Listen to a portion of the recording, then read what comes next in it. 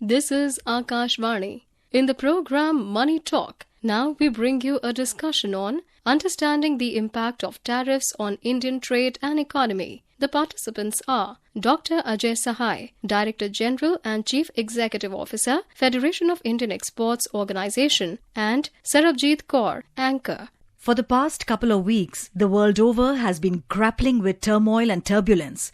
There has been confusion, uncertainty, hit in the market sentiment because of the so-called Liberation Day announcements made by US President Donald Trump. There have been announcements of tariffs and then a halt on their imposition, barring few exceptions. China imposed retaliatory tariffs matching additional tariffs imposed by US President, thus being the kickoff of the US-China trade war. To discuss and deliberate on this very pertinent and current topic, we have in our studios today Dr. Ajay Sahai, DG and CEO, Federation of Indian Exports Organization. Dr. Sahai, a very warm welcome to our studios. Thank you. Dr. Sahai, what's your perspective on this?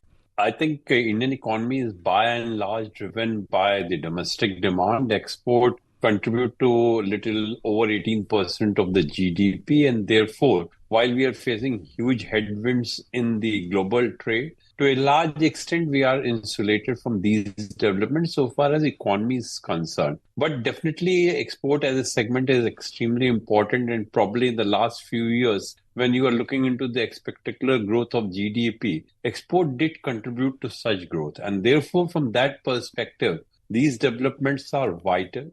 The good thing is that despite all these challenges, exports have done reasonably well, particularly when we are looking into the relativity and the performance of other countries. If you look into India's export performance for the entire financial year 2024-25, we took our export from $777 billion to $820 billion, a growth of roughly 6%. On the merchandise front also, the export moved from 437 to 438. This is just a growth of around $1 billion, but when you are looking into the challenges, probably maintaining the growth momentum very minuscule level is also a very, very encouraging sign. On the services sector, we are clocking double-digit growth, and the way services are moving, probably in a couple of years, they will be exceeding the merchandise sector growth. But I think the good thing for India is that all these development and the global policy of China plus of the companies is definitely brought attention to India, to the investment. And therefore, in the current scenario, I feel that exports will definitely be benefited at a macro level. Of course, in some of the sector challenges may be there, but I'm looking more for opportunity for investment into the country, because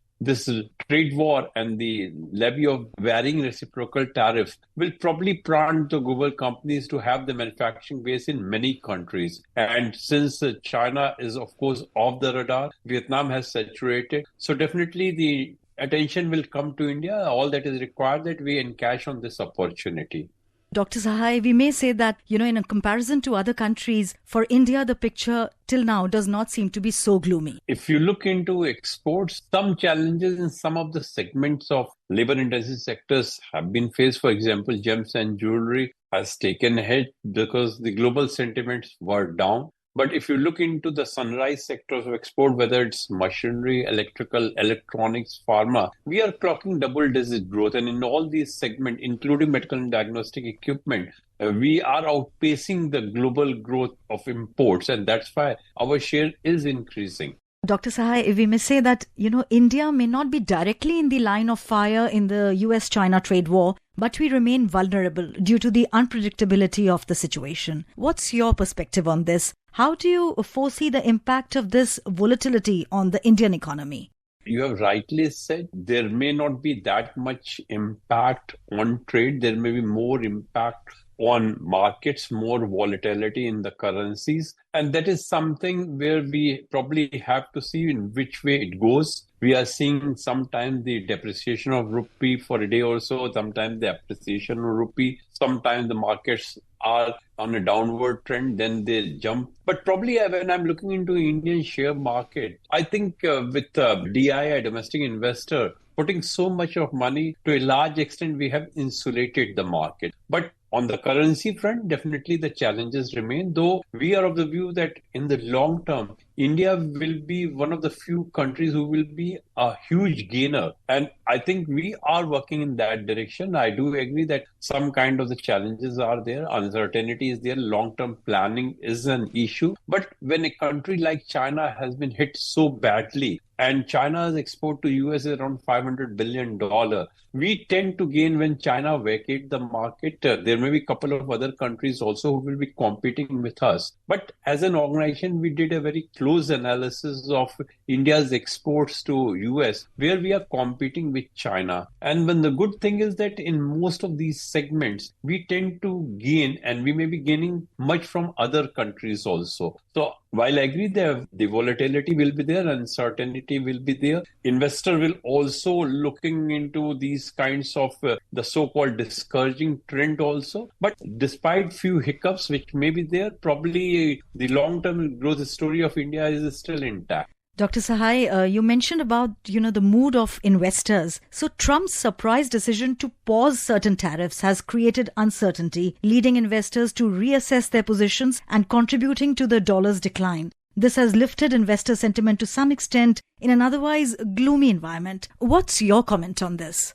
I think Mr. Trump has been a little perplexed by the bond market because US will definitely like to have a very robust bond market because US is having huge reserves, and these reserves are basically owned by many countries. And we have seen that there has been little discouraging trend in the bond market. Many countries have not participated in the bond market. Even the public has not participated. With the result, probably banks have been asked to take a little more load on that. That was some kind of a warning signal. And probably from there, he has looked into that instead of putting the pressure on all countries in one go, whether he can provide some kind of the window which can be used to negotiate with some of the countries. And as stated by him, more than 50 countries are interested. Now the number has gone to 75. And if he is able to get some kind of negotiated settlement with these countries, probably on the one hand where he will reduce the volatility in the global trade and the global economy, he will do wonders for the US consumers also, because if you're imposing duty across countries, probably someone has to bear the prices and consumer will have to share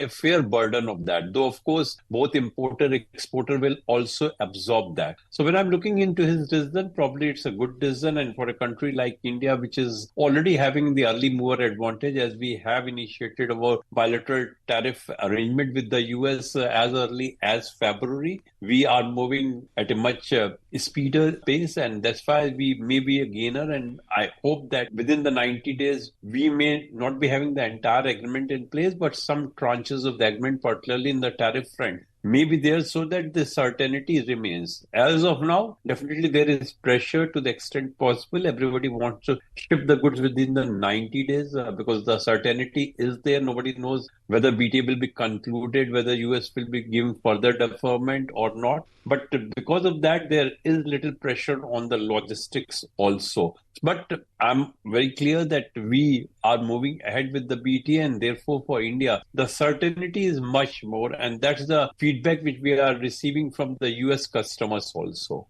Coming to the core sector of the economy, in the light of the fact that India's manufacturing sector heavily relies on Chinese components, especially in electronics, how do you think the present turbulence on the tariff front will affect this sector of our economy? China is exiting from the US market. That is what we all presume, because absorbing 145% duty will not be possible. We expect the China to start reducing the price of their parts and components. That's already happening. In fact, our greater worry is that probably China will be much more aggressive in other countries. And if that happens, the challenges for export in other countries may rise. But I think one good thing is that probably from both perspective of reducing the trade deficit with the US, and also the fact that the US content in any export product would not be subjected to higher tariff, it's basically encouraging the businesses also to import more from the US. I'm not sure what kind of parts and components can be imported from the US. What I'm definitely sure that companies will be looking to import parts, component, intermediate, raw material from the US so that they reduce their duty liability also. And from China, I'm not expecting that China in any case will stop the supply of the parts and components components with India, because you all know if China is being hit from the market so far as the US is concerned, they would like to be more aggressive in Indian market and other market, and therefore the threat of undercutting, dumping is much more than the supply snap from China. Dr. Sahai, how are you viewing India's pharmaceutical sector in the present scenario? How well is this sector geared up to meet the present challenge? If you are looking into India pharma sector, we are very, very competitive. There is, of course, talk of increasing the tariff on pharma sector. Initially, it was talked about 25%, but then US President has said that he will impose a duty on tariff, which nobody would have ever seen. And that's why there is definitely concern into that. But probably in the pharma sector, we are much more competitive. I'm not sure whether he would like to impose a duty on a sector where the health insurance is extremely important, health coverage is extremely important. And we are basically in the generic market. And the way the pricing works in the US, it's not that the buyers or sellers are determining the market. There are basically the retailer, the importers who are regulating the market. And I'm pretty sure in the pharma sector, the margins are much more than any other sector. And therefore, if the tariff is increased, I'm not sure what would be the kind of tariff, but a reasonable tariff may be absorbed by the sector. And therefore, India's pharmaceutical sector should not at all be much worried on that. At the same time, we are also looking into the opportunity where a lot of drugs are being off-patented in the US, and India having the edge may also look into increasing exports. At the same time, Indian pharma industry is looking also into diversifying the market. The good thing is that in some of the recent free trade agreement which we have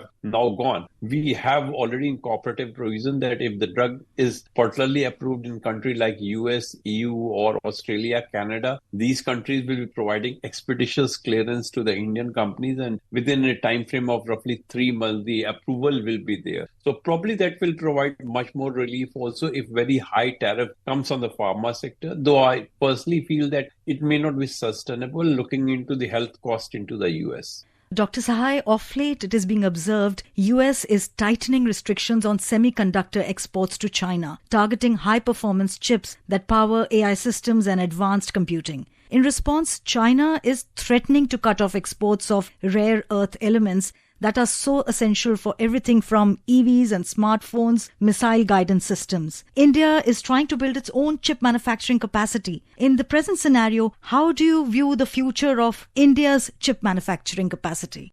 I think when it comes to the chip manufacturing, if you look into the companies who are investing in India, they are not Chinese company. They are either from the US or from Taiwan or Japan. And it is not that China alone has the critical mineral, though of course China is one of the large depository of critical mineral. We are also looking into now having diversified supply for all the critical minerals, and that's why we are exploring the possibility of getting those minerals even in the CIS country and some other countries also. India is having very close strategic relationship with the US also, and that's why I don't foresee that India's semiconductors in any case will be impacted.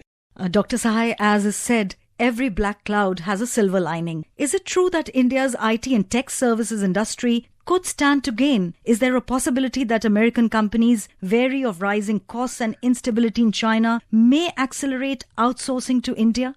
In fact, in IT, I don't foresee that trend to happen because China is hardly a competitor of India in the IT industry. IT sector is definitely doing very well. The only issue which comes is that if the government expenditure is curtailed, which is happening in the US, I'm not sure to what extent that will impact the Indian IT because a lot of jobs or a lot of contracts are subcontracted to Indian companies from the US companies who are providing these services to the government sector. Looking into the uncertainty, we are also not sure what kind of impact it will have on the corporate sector in the US. But assuming that the tariff brings economic prosperity to the US companies started doing well, in that scenario, definitely Indian IT industry will also thrive. Dr. Sahai, thank you very much for sparing your valuable time and joining us. Thank you. Thank you. You were listening to a discussion on understanding the impact of tariffs on Indian trade and economy. The participants were Dr. Ajay Sahai, Director General and Chief Executive Officer, Federation of Indian Exports Organization, and Sarabjeet Kaur, Anchor.